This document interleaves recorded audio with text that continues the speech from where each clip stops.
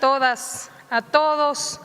Agradecemos a los medios de comunicación que nos acompañan esta tarde de miércoles y a todos los que nos ven a través de la televisión y de las redes sociales. Iniciamos este espacio, Derecho de Réplica, este espacio creado desde el Gobierno de México para poder mostrar con datos oficiales el contraste con la serie de narrativas falsas y mentiras que todas las semanas ocurren, tanto en los medios de comunicación como en las propias redes sociales. Para esta semana hemos elegido algunos temas importantes que queremos desarrollar, tener un poco más de tiempo para desarrollar. A veces temas que son retomados en la mañanera del pueblo por la presidenta, pero por el mismo formato de la mañanera, pues no se permite profundizar un poco más sobre cómo son estas narrativas falsas, cómo se impulsan, cómo se pretenden difundir, no solamente en los medios tradicionales, sino en las redes sociales, quiénes las retoman, cuáles son esas intenciones y cómo después muchas veces no se contrasta con los datos oficiales. Vamos a retomar el caso del equipo de fútbol de Ecuador, supuestamente amenazado. Vamos a hablar también, esta vez decidimos retomar una columna de opinión. Casi siempre tomamos noticias, pero decidimos tomar una columna de opinión para poder evidenciar narrativas que no solamente corresponden a esa columna de opinión, sino que se van replicando en varios medios de comunicación y contrastar con datos oficiales.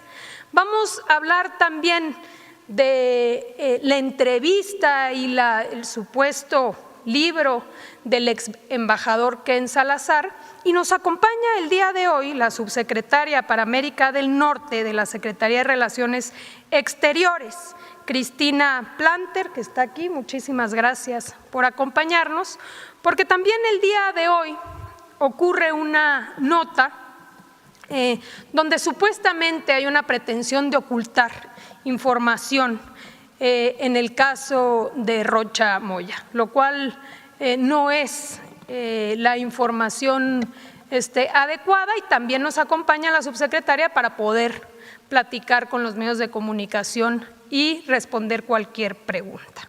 Así que iniciamos. Si quieres tomar asiento.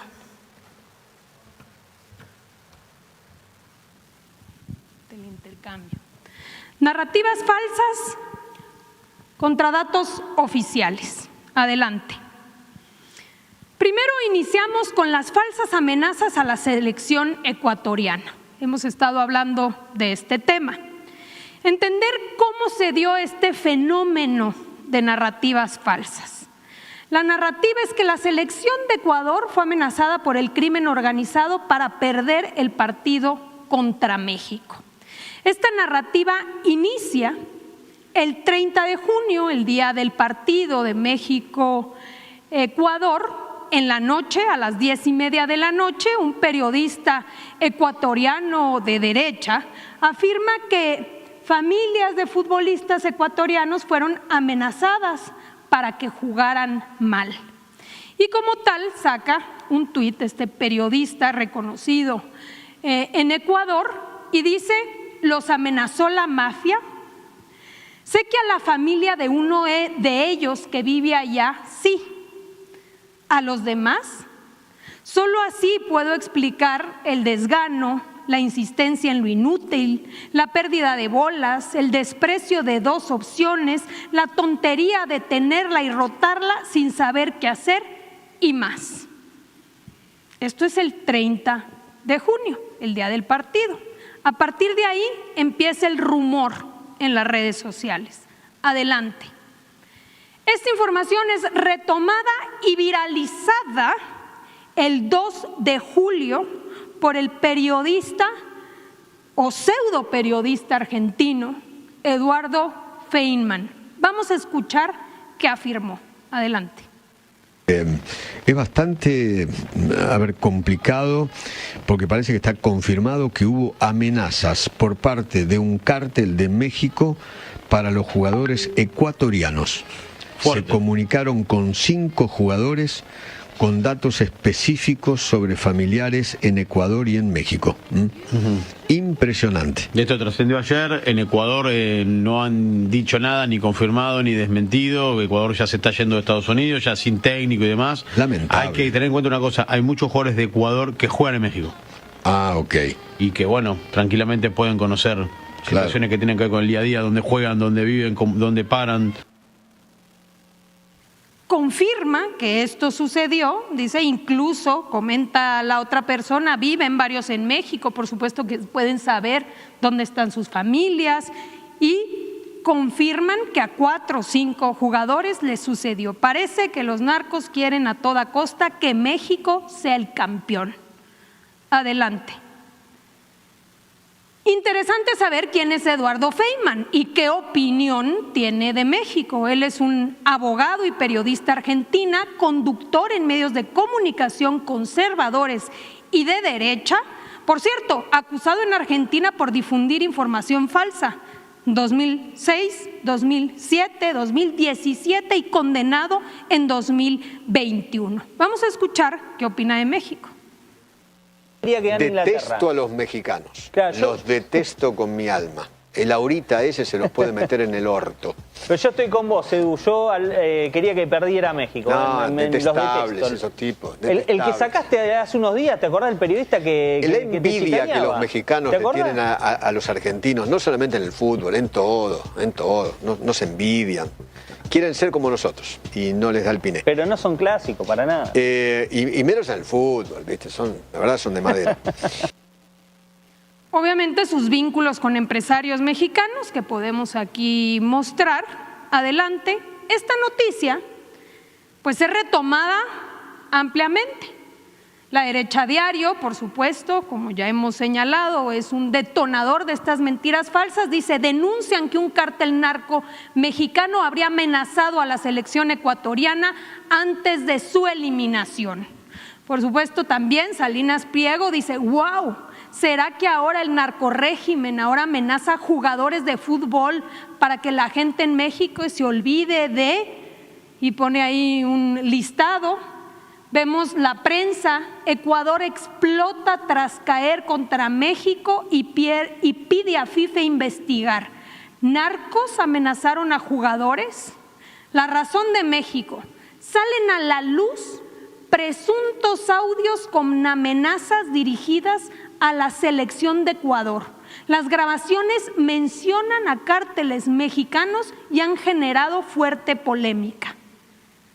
Atención. Medios indican que Ecuador se dejó ganar el partido contra México. Los jugadores ecuatorianos habrían recibido amenazas contra sus hijos y familias por parte de cárteles narcomexicanos el día previo al partido. Se confirma que narcos mexicanos amenazaron de muerte a los jugadores de Ecuador para obligarlos a perder. Adelante. No solamente se quedó en la difusión de lo que había dicho el periodista, empezó toda una campaña de desinformación a través de inteligencia artificial, donde empezaron a modificar declaraciones de diferentes personajes. Adelante, director técnico. Estas amenazas fuera del campo del juego tuvimos que perder para mantenernos a salvo. He trabajado, así que bueno, nosotros tendremos que sacar a reducir nuestras fortalezas. Esta es la comparación, si no la vuelven a poner porque se dificultó el audio. Fíjense cómo modifican lo que dice y lo que realmente dice. Adelante. Es lamentable que sucedan estas amenazas fuera del campo del juego. Tuvimos que perder para mantenernos a salvo. He trabajado, así que bueno, nosotros tendremos que sacar a reducir nuestras fortalezas. Absolutamente nada que ver. Vamos a ver este. Gonzalo, ¿qué pasó? ¿Por qué esta demora en el vestuario? ¿Qué ocurrió? El país está expectante para saber qué es lo que ha pasado. Realmente tuvimos una conversación bastante larga entre todos. Creo que las noticias saldrán en el momento indicado.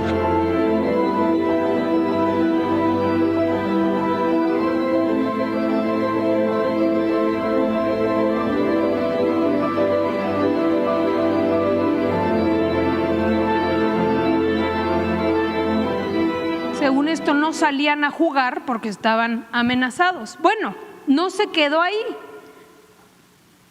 Revivieron incluso al Mencho, una supuesta audio que había con los jugadores. Sabemos que se trata de un líder del crimen organizado fallecido en febrero del 26 y supuestamente es un audio donde amenaza a los jugadores para hacerse perder.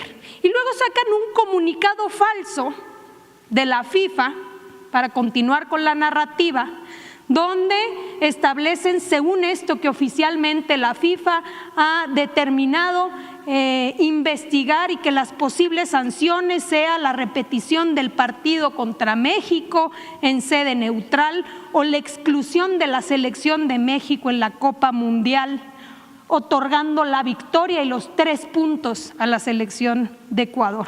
Todo esto, adelante, en un evidente, coordinado, digamos, una conversación coordinada. La conversación en redes sociales registró un pico irregular muy marcado entre el 2 y el 3 de julio.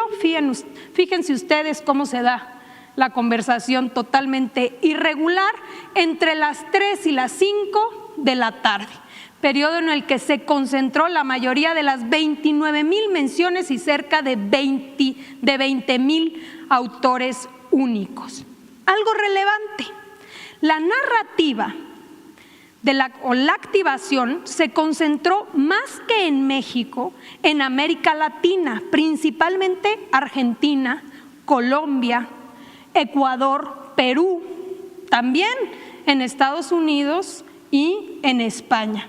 Evidentemente el objetivo, más que dentro de México, lo que intentaba era desprestigiar a México y desacreditar el triunfo de la selección mexicana frente a este país.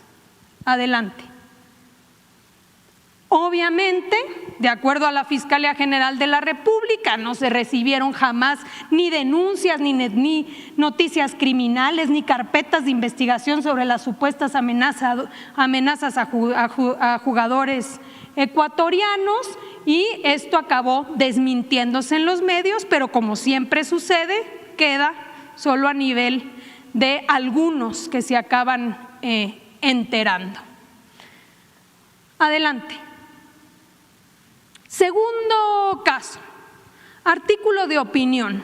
Y aquí lo digo, es un artículo de opinión, pero queremos contrastar las afirmaciones que se hacen en el artículo de opinión de Leo Zuckerman, donde dice, sí, acabaron siendo un peligro para México. Y según él, da evidencia. Adelante. Se publica en el Excelsior.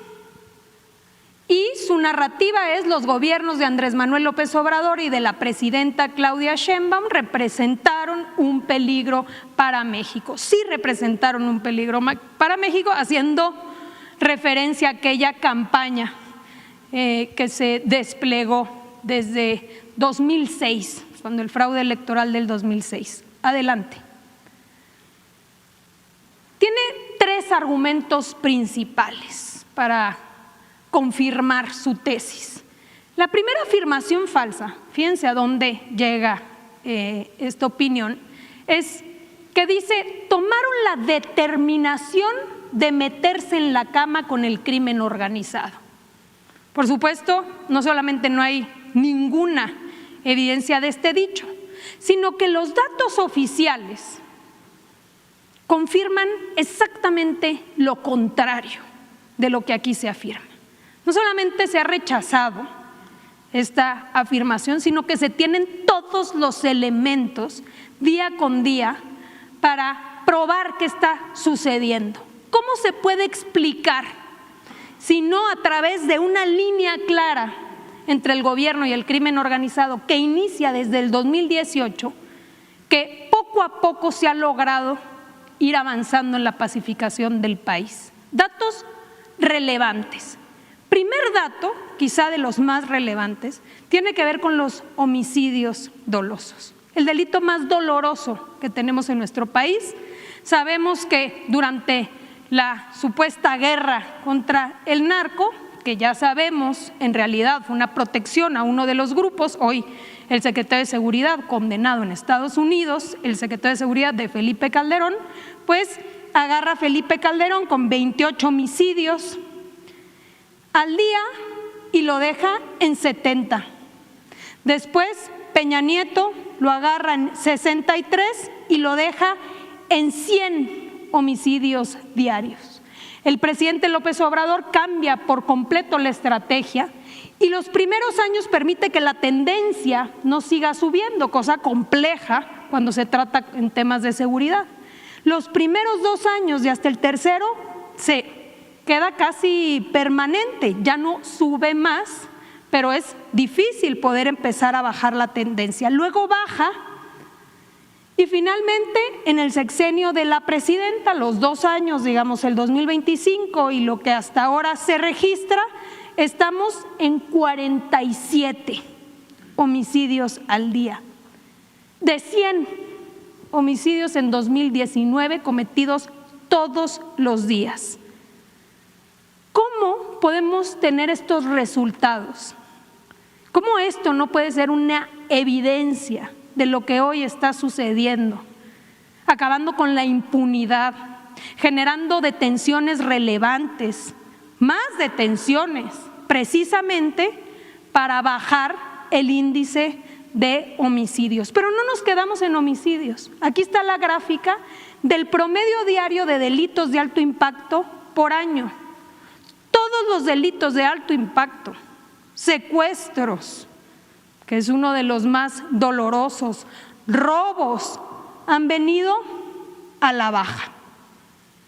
Todos los delitos de alto impacto desde que llegó el presidente López Obrador y continuó de manera muy relevante con la presidenta Claudia Sheinbaum Pardo. Hoy 53% en promedio. Y si alguno de los que nos están escuchando no cree en los datos oficiales, bueno, vamos a los datos que dan los propios datos de Estados Unidos, decomisos de fentanilo en la frontera sur de Estados Unidos, cómo se han logrado reducir 76% desde octubre del 2024.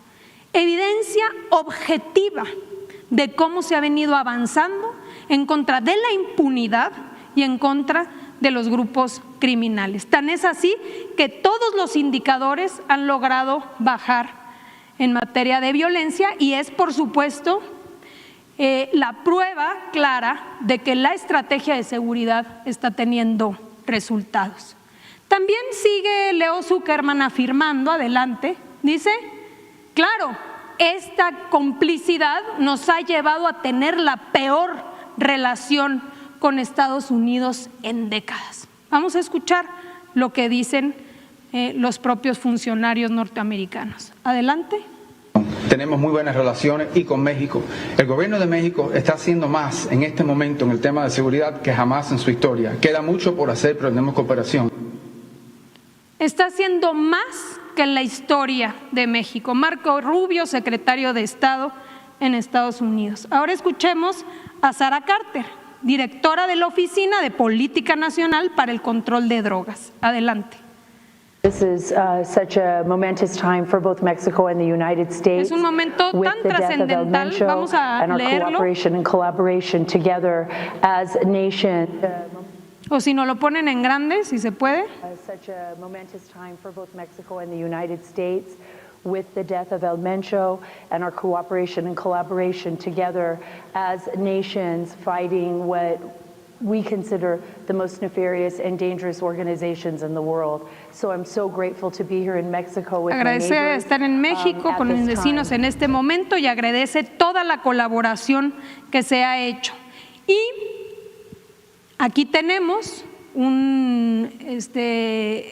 digamos, de la Embajada de Estados Unidos, donde dice: la cooperación bilateral entre Estados Unidos y México ha dado lugar a operaciones exitosas dirigidas contra algunos criminales más buscados, incluyendo el Mencho y el Jardinero. Juntos estamos combatiendo redes criminales enteras, no solo cárteles, interrumpiendo las finanzas ilícitas y desmantelando las estructuras de tráfico. ¿De dónde sale que hay esa poca colaboración o mala relación? Adelante.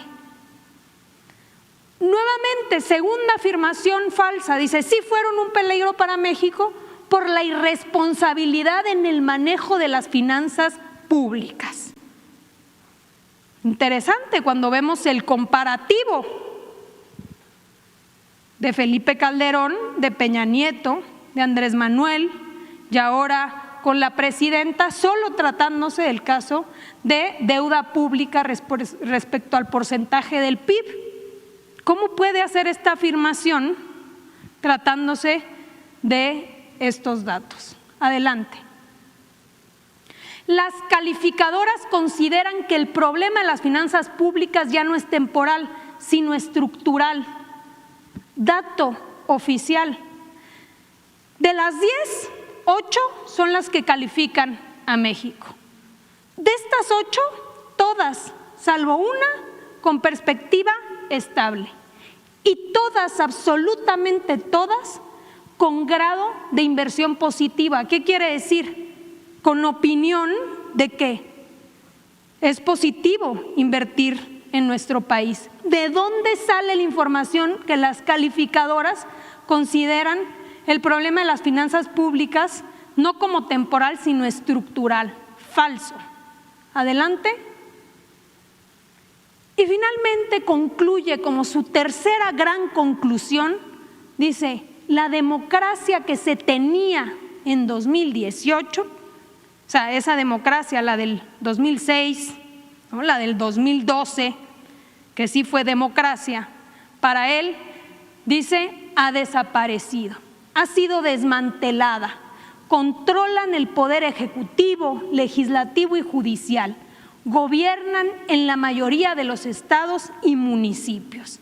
Como si esta afirmación de que se gobernara en la mayoría de los estados fuese falta de democracia. ¿Qué es la democracia?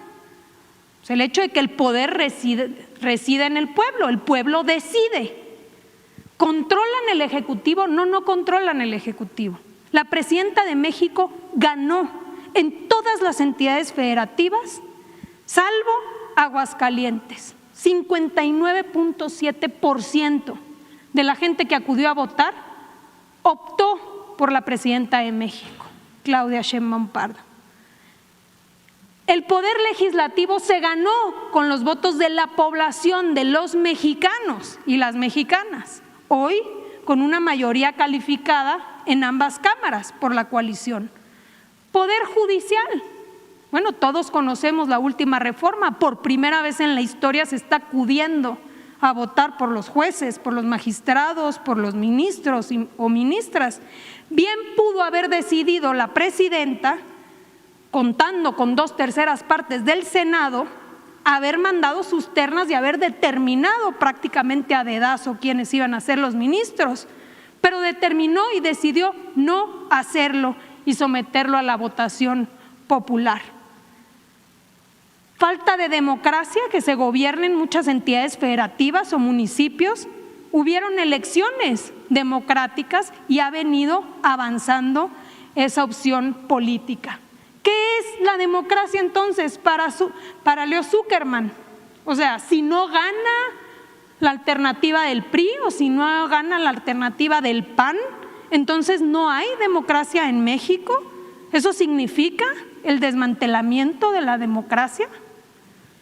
Adelante. AMLO temía que el Mayo soltara la sopa sobre funcionarios. Ken Salazar. Fíjense bien, esta noticia, adelante, es publicada por Reforma, que dice: teme AMLO que hable el Mayo. Ken Salazar. Pero por supuesto es retomada por prácticamente todos los medios. Luis Cárdenas: AMLO preocupado por lo que pueda decir el Mayo. ADN, Manuel López San Martín, Latinus, Azucena Uresti, N+, El Universal, Dolia Esteves. Y vamos a escuchar cuál es la narrativa en voz de Carmen Aristegui. Adelante. Temía, estaba muy preocupado, es la expresión, estaba muy preocupado de que el Mayo Zambada soltara la sopa sobre funcionarios o lo que pudiera decir al respecto de la narcopolítica en México, en pocas palabras. Este libro que escribió Ken Salazar, y bueno, pues lo que se está destacando es lo que dice Ken Salazar que le dijo un empresario cercano a López Obrador, un empresario al que él identifica como el susurrador. Reforma publicó este fin de semana este adelanto editorial, y ahí el diplomático estadounidense relata que este empresario cercano a López Obrador le transmitió la inquietud de que AMLO temía, estaba muy preocupado, es la expresión, estaba muy preocupado de que el Mayo Zambada soltara la sopa sobre funcionarios o lo que pudiera decir al respecto de la narcopolítica en México, en pocas palabras. Bueno, estas notas son retomadas de un futuro libro que, según se dice, habrá de salir en el mes de julio, y se supone que retoma o se cita lo que este libro plantea. El ex embajador plantea, según los medios que lo han difundido, plantea esto en su libro. Interesante que apenas hace unos días, adelante, el propio ex embajador, en entrevista con Jorge Ramos, dice lo contrario. Vamos a escuchar la entrevista. Sobre eso, en el libro usted cita a una persona que supongo que la traducción es el susurrador, ¿no? Quien le dice que el presidente López Obrador, y cito, está muy preocupado por la información de que Estados Unidos puede obtener del Mayo, y sigue como si el Mayo Zambada pudiera soltar la sopa. ¿Quién es esa cita? ¿Es alguien que nos puede decir quién es? ¿Y por qué el presidente entonces López Obrador estaba tan preocupado? Mira, Jorge, primero, yo nunca tuve evidencia que López Obrador, Andrés Manuel López Obrador, licenciado, estuviera haciendo cosas de ese tipo. Esa evidencia nunca se me presentó. Y eso lo digo, y sí le tengo respeto yo al presidente López Obrador. O sea que no hubo acuerdos con narcos, no había acuerdos de López Obrador con narcos. Yo no tengo a conocer que eso ocurría, ¿no? Y lo preguntaba y eso no lo tenía. Lo que pasaba en esos tiempos es que se hablaba mucho de estas preocupaciones, todos lo estaban hablando. Estaba en la prensa, estaba en la mañanera, estaba donde quiera, ¿no? Entonces, sí, me hablaban muchas personas de eso, de esa preocupación, pero ahí es donde se para ese capítulo. Se hablaba mucho en los medios de comunicación, y luego dicen un susurrador, un supuesto empresario cercano, que todos podemos presumir de quién posiblemente están hablando, pero él mismo dice: yo no tenía evidencia, se hablaba, se rumoraba sobre que había esta preocupación. Todavía más adelante en la entrevista dice: se sabía que había corrupción en México, tan se sabía pues que había funcionarios que habían estado involucrados. ¿Y a quién cita? A Genaro García Luna, preso durante el sexenio de Felipe Calderón. Esta entrevista, que también eso es interesante y para eso sirve este espacio, ¿por quién fue retomada? Ya dijimos, hubo todo un despliegue inicial sobre la base o el origen de la nota de Reforma de qué había dicho Ken Salazar. Y después viene esta entrevista. ¿Quién la difunde? Adelante, hasta ahora, en el periodo que llevamos del día de hoy, ayer, vimos al Universal que retoma lo que la presidenta planteó esta mañana sobre en específico esta entrevista y Luis Cárdenas. Vamos a ver quién retoma y contrasta la narrativa inicial con ahora lo que él mismo rectifica. Ah, no, siempre no es que tuviera miedo, es que se rumoraba por ahí que eso estaba sucediendo. Dista mucho, si nos vamos a las notas anteriores, de cómo se plantea la narrativa al inicio, donde está lo de los medios. Teme AMLO que hable el Mayo. Fíjense, todos sabíamos, pero el ex embajador Ken Salazar lo confirma. AMLO teme que el Mayo hable en Estados Unidos. Interesante sería ver a estos mismos medios retomando hoy la rectificación del propio ex embajador, que por supuesto también queda pues ahí la pregunta que hizo la presidenta, ¿verdad?, respecto al otro tema de quién dijo la verdad. Adelante. Finalmente, último tema, blinda la 4T a Rocha. Y para ello invitamos a la subsecretaria, solamente dar contexto para poderle pasar la palabra. Hoy se presenta en primera plana la narrativa de que la 4T está blindando información sobre el exgobernador Rocha. Y sale un tuit hoy, hace unas horas, quizá ya algunos de ustedes, medios, lo hayan leído, donde dice: Secretaría de Relaciones Exteriores, por instrucciones de la presidenta Claudia Sheinbaum y en atención a las solicitudes de acceso a información relacionadas con las peticiones de detención provisional con fines de extradición formuladas por Estados Unidos, la Secretaría de Relaciones Exteriores transparentará dicha información con excepción de las notas diplomáticas relativas a expedientes judiciales que por su naturaleza tienen carácter reservado. Nuestro compromiso es con la transparencia. ¿Blinda la 4T a Rocha? Falso. Adelante, subsecretaria. Muchas gracias. Buenas tardes, es un gusto estar aquí. El día de hoy traigo una breve presentación para referirme precisamente al tema que la consejera jurídica ha expresado. Si podemos, pasamos a la siguiente, por favor. Primero, aclarar que la solicitud recibida de acceso a la información se basa en un expediente que incluye, entre otros elementos, notas diplomáticas, que en particular son parte de procesos judiciales en curso. En este sentido, inicialmente se tomó la decisión de reservar el expediente en su totalidad.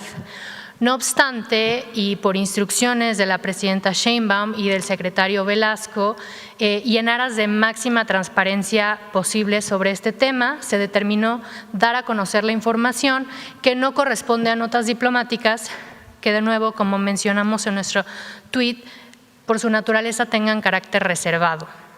La que sigue. Sensibilidad de la información. Respecto a las notas diplomáticas intercambiadas con autoridades extranjeras en general, se precisa que estas constituyen comunicaciones oficiales entre estados, emitidas a través de los canales diplomáticos reconocidos por el propio derecho internacional.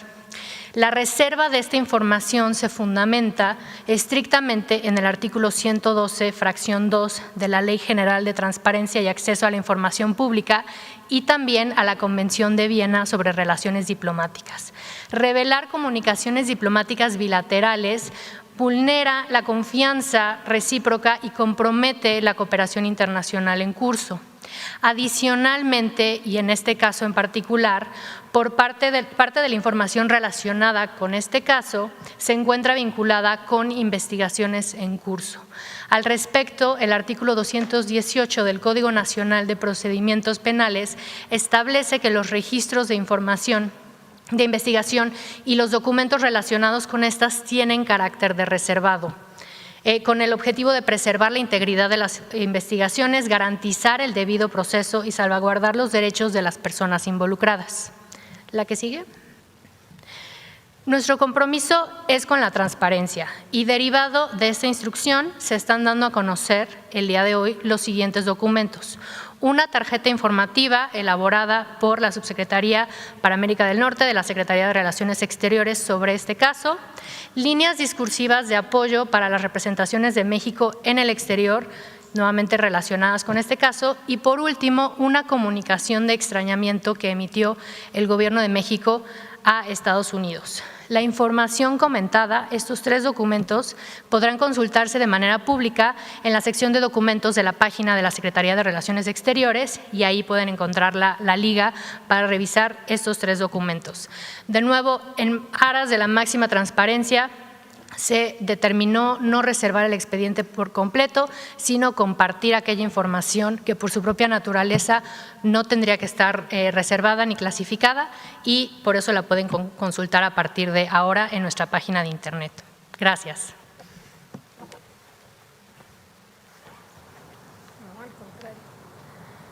Pues esa es la información del día de hoy. Si les parece bien, iniciamos tomando algunas de las preguntas de los medios de comunicación.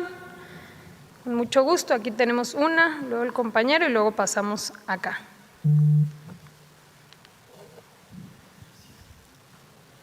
Buenas tardes, Luis Piña de los Reporteros MX. Consejera, preguntarle sobre estos vínculos de Feynman con Javier Negré y los de la derecha diario. ¿Sabe usted cuáles son esos vínculos que tenga? Bueno, conocemos bien que todo esto se trata de un ecosistema bien estructurado de la derecha internacional. Aquí lo hemos planteado en diferentes momentos, no son esfuerzos aislados. Todos estos tienen vínculos, se conocen y funcionan de manera coordinada. Entonces sale una noticia falsa y es difundida, es retomada incluso por estos personajes y así lo difunden no solamente en México, sino en América Latina y en otros países, incluso Estados Unidos, España. En el caso específico, bueno, sabemos que él genera contenidos que son difundidos en específico por la derecha diario de Ecuador. Y eso, pues obviamente te lleva a la conclusión de que hay una relación y una coordinación evidente. Otra coordinación, como aquí lo hemos señalado, que también resulta evidente, es que quien invita o quien en su momento públicamente invita a estos expertos en comunicación a México, según esto para, recuérdenme la cita, pero acabar con los zurdos en México, es precisamente el empresario Salinas Pliego, que también tiene relación, como lo vimos aquí en la fotografía, pues con este periodista o pseudo periodista argentino. Aprovechando también la coyuntura del fútbol y dado que este personaje fue quien empezó con esta noticia falsa sobre la amenaza hacia el equipo de Ecuador, en ese tiempo también se dio pues otra situación que esa sí fue real, que fue la de Donald Trump pidiéndole a la FIFA que le quitara la tarjeta roja a uno de sus jugadores. Haciendo como una comparativa, no sé si pudiera ser posible ver, por ejemplo, esta noticia falsa de la amenaza hacia el equipo de Ecuador, cuántos medios retomaron esa noticia que era falsa y cuántos medios retomaron una noticia real como la de Donald Trump presionando a la FIFA. Bueno, no hemos analizado el otro fenómeno porque aquí se trata pues de difundir aquello que resulta completamente falso, ¿no? Pero lo que sí podemos constatar en el caso específico de la difusión del caso de Ecuador es que tenía una evidente intención de desprestigiar a nuestro país, no en México, porque como aquí lo pudimos ver, ni siquiera se trata de un ecosistema que se concentrara las menciones y la difusión en México. ¿Por qué? Porque en México tampoco iba a pegar. Aquí todos estamos con la selección mexicana. ¿Quién se iba a ir con el cuento si todos vimos el partido? Todos vimos cómo jugó México. Todos vimos la dignidad con la cual ganamos ese partido. No iba a pegar esa narrativa. Entonces, ¿cuál era la intención entonces de difundir una noticia así? De que supuestamente se habían dejado perder por estas amenazas. Pues la intención era desprestigiar a nuestro país, obviamente hacer el planteamiento de que no se había ganado de manera justa, y esa difusión la hicieron principalmente en estos países de América Latina. Entonces, ¿por qué esto es importante? Porque hay que hacer conciencia sobre estos fenómenos, cómo funcionan. Ya en otros momentos hemos dicho cómo pueden tener estos picos concentrados en 2 horas, en 2 días, donde miles de personas empiezan a publicar exactamente lo mismo para generar estas tendencias. Bueno, eso únicamente se puede lograr a través de activaciones artificiales, intencionadas, artificiales, no son personas. Se trata de aparatos electrónicos, celulares conectados a computadoras, donde se van mandando estos mensajes ya de manera, digamos, programada. Y la idea es difundir esa información falsa y determinan objetivos concretos. ¿Dónde queremos que esta información permee? Bueno, pues ahora el análisis de geolocalización nos da con toda evidencia que se trataba de llegar con esta desinformación a Argentina, Colombia, Ecuador, Perú. Ya después, ¿quién informa que se trataba de una falsedad? Nadie. ¿Por qué? La calumnia no mancha pero tizna. Entonces tú puedes aventar la mentira y ya con que un porcentaje se lo crea, tú ya avanzaste. O así se comporta estas estrategias de estos consultores. Y son las estrategias que, insisto, ellos dicen haber ya probado en otros países, supuestamente donde han logrado con ello, digamos, combatir gobiernos para poder establecer ideologías de derecha. Entonces, importantísimo que lo veamos y veamos la intención atrás. ¿Era para los mexicanos? Realmente no. Era una información difundida para desprestigiar a nuestro país en otros países del mundo. Y hoy sabemos difundidos con quién, con qué intenciones y qué piensan de nuestro país estos aliados de algunos empresarios mexicanos.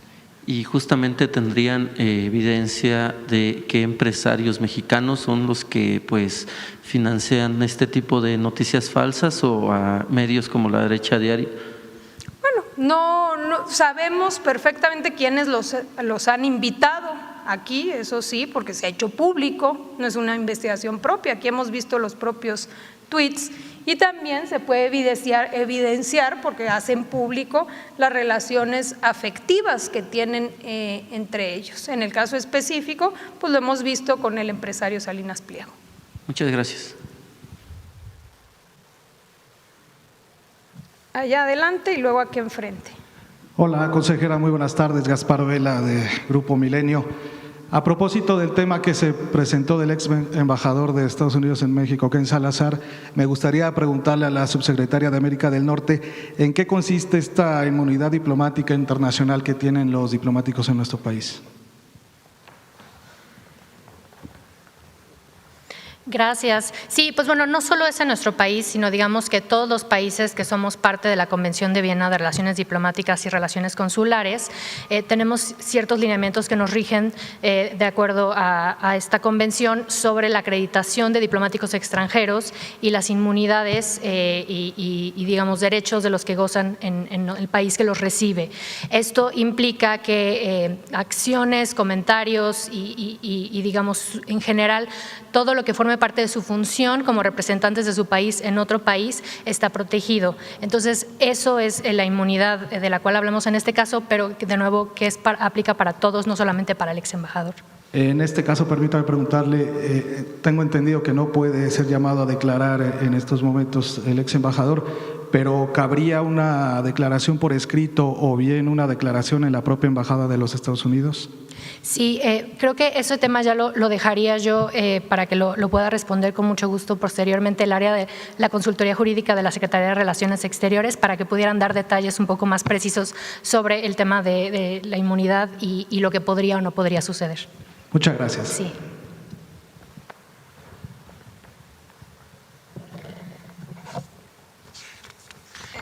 Bueno, si bien entiendo que da una declaración reciente, ¿no? Si quieres ponerla aquí, declaración de el exsecretario del Interior, Ken Salazar, la presidenta Claudia Sheinbaum ha hecho una pregunta, ¿quién dijo la verdad? Permítanme responderla claramente. El fiscal general y yo nos comunicamos con el gobierno mexicano, nuestras declaraciones públicas y con el gobierno mexicano el 25 y 26 de julio del 2024 sobre las detenciones de Ismael Zambada García y Joaquín Guzmán. Nos comunicamos con el gobierno mexicano que no era nuestro avión, no era nuestro piloto y no era nuestra operación. La verdad es la verdad. The truth is the truth. Escribo sobre este episodio en mi libro, por cierto, precisamente el libro del que estamos hablando, que según se dice será publicado, y dice, trata sobre la urgencia de crear una nueva alianza norteamericana que aborde los desafíos económicos, de seguridad y climatológicos de Norteamérica. Es un mensaje que espero sea adoptado por los pueblos de Estados Unidos, México y Canadá. Bueno, pues esto es lo que declara. Hoy sabemos que de lo que retoman por lo menos los medios de comunicación que supuestamente dice su libro, pues él mismo se retracta posteriormente diciendo que en realidad de lo que se tratara era pues de rumores en el ambiente. Adelante. Tenemos acá al compañero y luego nos vamos de este lado. Sí, adelante y pasamos luego a la derecha. Sí, buenas tardes, Arturo Pavón de Efecto Colateral, Estados Unidos. Al parecer, y yo creo que sería muy bueno mencionar y hacer incluso una lista de las palabras que se utilizan en este tipo de lenguaje, que es supuestamente serían interrogaciones de que fueron amenazados o el supuesto, siempre poner palabras que no comprometen esas declaraciones. Vaya, no hay una forma de acusar de que tú afirmaste, sino que tus declaraciones supuestamente fueron amenazados. Son falsas esas acusaciones. La derecha, vaya, se está distinguiendo por ese tipo de lenguaje en el que dice, bueno, yo lo pongo sobre la mesa y como usted dice, es pues mancha nada más, no logran pues lo que tienen en su cometido, pero sí manchan, sí tiznan. Entonces, ¿cómo se le puede hacer para poder difundir que la gente no haga caso de este tipo de lenguaje? Bueno, precisamente este lenguaje es el que no utilizan, porque lo que llama la atención, y si me ayudan nuevamente con la lámina de cómo difunden la noticia, es como una afirmación del propio ex embajador. Tenía miedo, ¿no? O sea, dicen pánico, teme AMLO que hable el Mayo. O sea, teme AMLO que hable el Mayo. Es una afirmación que se dice, plantea el ex embajador, pero no solo él, ¿no? Teme AMLO que hable en mayo, revela que en Salazar en próximo libro. López Obrador dejó de hablarle tras el arresto del Mayo y sus críticas a la reforma judicial, acusándolo de infringir la soberanía de México. No había preocupación de lo que iba a decir, ¿no? Y luego, si alguna preocupación tenía el presidente López Obrador, es más bien la participación de alguna agencia del gobierno de Estados Unidos en la captura del Mayo. No preocupación, defensa de la soberanía. Entonces, ¿cómo se manipula? Porque eso es lo que aquí queremos reiterar. Es decir, la información que se difunde o la narrativa que se intenta difundir es que el exembajador asegura que había temor de que hablara. Y cuando se le entrevista y se le dice, bueno, ¿y quién es este susurrador? Porque finalmente se supone que dice, bueno, es que un susurrador es el que le daba esta información de este temor, un gran empresario mexicano. Dice él, bueno, no, realmente yo nunca tuve pruebas de nada. Lo que sí es que se rumoraba en el ambiente. Bueno, qué distinto es eso, y por eso sería importante que se difundiera de manera correcta realmente lo que ya de alguna manera pues se desdice de los dichos o de lo que escribe en su libro, porque asevera no tener ninguna certeza de nada, sino haber escuchado rumores. Luego acá. Muchas gracias. Buenas tardes. Daryl Rodríguez de la revista Contralínea.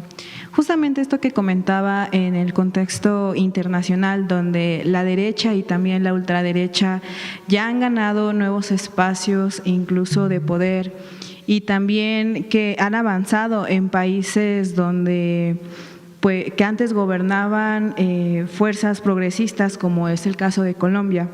Esto en gran medida gracias también a esta difusión de noticias falsas y también a través de lo que viene siendo las plataformas digitales, como aquí se ha señalado en esta conferencia, y también con ayuda justo de los medios de comunicación. Consultarle una cuestión en particular, si el gobierno mexicano tiene contemplado implementar estrategias adicionales para combatir la desinformación y también las campañas de noticias falsas en el ámbito nacional. Bueno, un tema relevante que incluso está por salir, digamos, la regulación o el reglamento específico, es que hoy la legislación establece que todos los medios de comunicación no solamente deben contar con códigos de ética, lo cual resulta esencial, porque ¿de qué se trata? Se trata de que difundir noticias falsas no perjudica únicamente a la persona que se está señalando, ¿cierto? O sea, podemos decir, AMLO tenía miedo, y no solamente se está perjudicando al presidente Andrés Manuel López Obrador, se está intentando engañar a todo el que está escuchando esa información para hacer creer que esa afirmación es verdad. Entonces, en realidad, se daña a un pueblo, se daña una sociedad, se daña una democracia. Entonces, cuando se combate la desinformación y las noticias falsas, no solamente se trata del prestigio de una persona, de la difamación concreta a una persona, no se resuelve únicamente, como a veces se dice, ¿por qué no demanda civilmente daños y perjuicios? El problema es que no se daña a una persona. El problema es permitir que este tipo de fenómenos vayan avanzando sin que resulte evidente y sin que haya ningún tipo de consecuencias. Entonces, la regulación en específico es, los medios deben contar con códigos de ética que deben respetar, pero no solamente eso, también deben establecer y nombrar a una especie de ombudsman que pueda recibir quejas de la propia audiencia sobre información no solo falsa, muchas veces no puedes establecer que sea falsa, pero está totalmente sacada de contexto, o se presenta como información cuando en realidad es publicidad. Bueno, todos estos fenómenos se suponen que deben irse regulando. Y hoy ya se establece una normatividad que debe ser ajustada en el reglamento y acatada por los diferentes medios de comunicación en aras del derecho a la información. Porque todas y todos en este país y en cualquier país del mundo tenemos derecho a información veraz. Y ningún medio de comunicación tiene el derecho de tratar de mentir a las audiencias o intentar mentirle a las audiencias. Por eso, por ejemplo, cuando se hablaba de que si utilizas inteligencia artificial, si no se trata de limitar que lo uses, pero tienes que decir que lo usas. No me trates de engañar. Tú vas a modificar a través de la inteligencia artificial, pues debe decir que estás utilizando inteligencia artificial para que yo que lo estoy viendo conozca que se trata de un contenido manipulado. No trates de engañarme y manipularme a través de esta información. Entonces tenemos que ir pues avanzando en esa discusión, no solo en México, sino en el mundo, porque este es un fenómeno que está sucediendo a nivel mundial. Y particularmente en México, ¿no han analizado esto de implementar otro tipo de estrategias o estrategias adicionales, como por ejemplo a esta? Pues hay que dar un debate, es un debate permanente, ¿no? Que habría que ver justamente también para que esto no se acerque, porque no hay ninguna intención de limitar la libertad de expresión.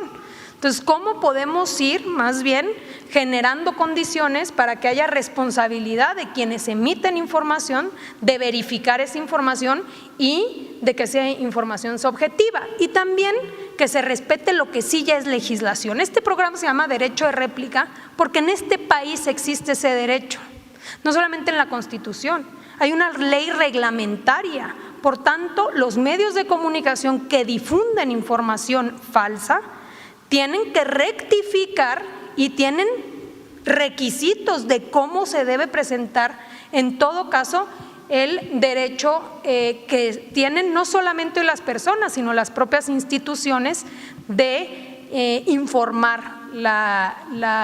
digamos, información verídica.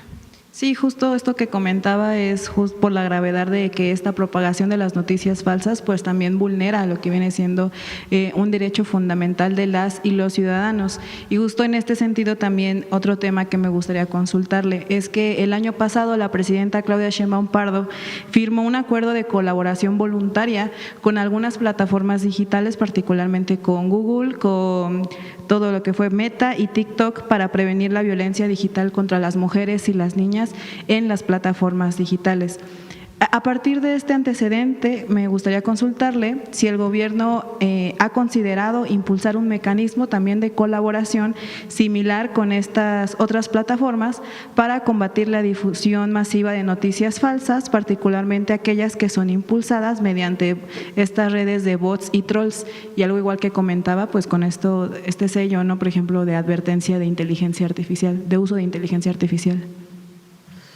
Bueno, no, hay una discusión permanente y debe haber una discusión de si hay, de este tipo de convenios específicos, lo podemos analizar, o de posibles legislaciones, regulaciones, y todo en aras de poder promover también, digamos, la responsabilidad individual y de cada uno de los medios respecto a qué se difunden. Hoy lo importante, y para eso existe este espacio, pues es poner en evidencia con datos duros, con datos oficiales, con datos de las propias dependencias, qué es lo que está sucediendo y cómo estos fenómenos de desinformación pasan, ¿no? Porque a veces no es el contenido de la nota, es el título. 4T quiere proteger, por ejemplo, a Rocha. No es el caso. Aquí, como la subsecretaria dice, hay algunos documentos, no en este caso, en todos los casos, por convenios internacionales que se tienen, que no se pueden publicar comunicaciones entre dos países. No funciona en México, en el mundo entero. Sobre notas diplomáticas específicamente, bueno, todo lo otro, hay un verdadero compromiso de la presidenta de México de la transparencia. Lo público debe ser cada vez más público. Por eso existen las mañaneras del pueblo, para poder mantener ese sentido de publicidad absoluta, y el pueblo de México va conociendo en este y en varios casos cómo se está dando incluso estas propias conversaciones. No es secreto que se haya recibido esta solicitud de detención provisional, aquí lo explicamos, a mí me tocó explicar de qué se trataba esa solicitud, aquí mismo dijimos también cuál era la consideración del Estado mexicano. Entonces todo eso se va publicitando. Son las 18 horas, ya nos quedamos con algunas preguntas, pero si les parece bien las dejamos para la próxima semana, agradeciéndoles mucho a todos los que nos ven y por supuesto a los medios de comunicación que nos acompañaron el día de hoy, a la subsecretaria Cristina Planter, un saludo a todas y a todos, nos vemos la próxima semana, miércoles 5 de la tarde, derecho de réplica. Muchas gracias.